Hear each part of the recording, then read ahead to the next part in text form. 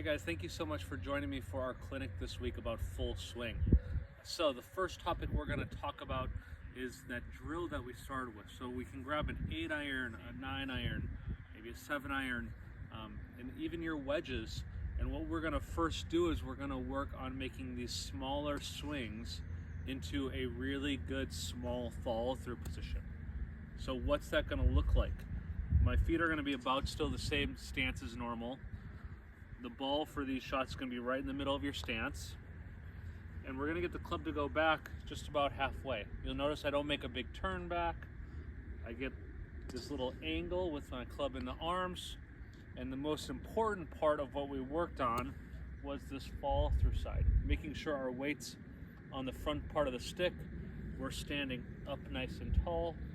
And then where our arms are, we're trying to get the back of our left hand to point over towards the clubhouse. Okay, and the left arm is going to be pretty straight with the left elbow down to the ground. If we tend to struggle with thin shots and shots to the right, we, in our follow through, would kind of see the top of our hand and point more up in the air, and our elbow would point more towards the clubhouse.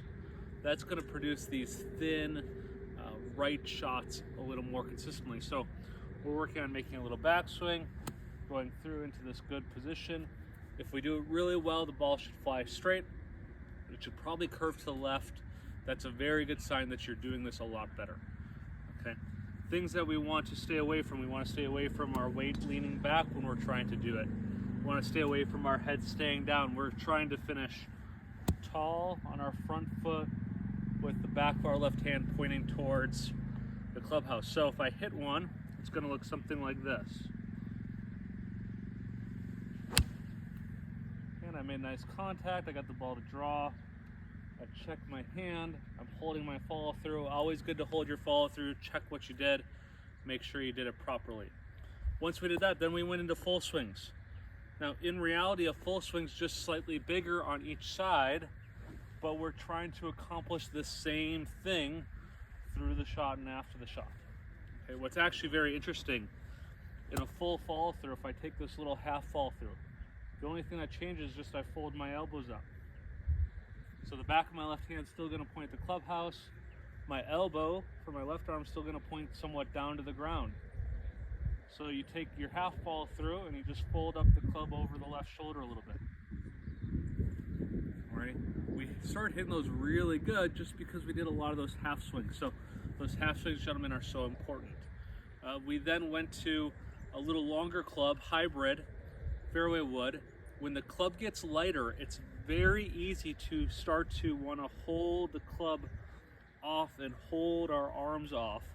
So even working on this half motion with a longer club, not necessarily hitting golf balls, but just feeling it, could be a great way to help you learn how to hit the hybrids and fairway woods more consistently. What we talked about when we talked about those hybrids and fairway woods: setup, ball position. I want us to try to start with our feet together, 1 foot on each side of the golf ball. So this is your ball position. Get the club down. Take a little step with your left foot and a medium step with your right foot. The reason why I want you to do this is if you put your feet first and then you reach the club to the ball, generally that gets our shoulders aimed left. It causes a lot of problems with our setup. So club first, feet together, small step, medium step. It's going to help you make sure that you get in a better setup position. Okay.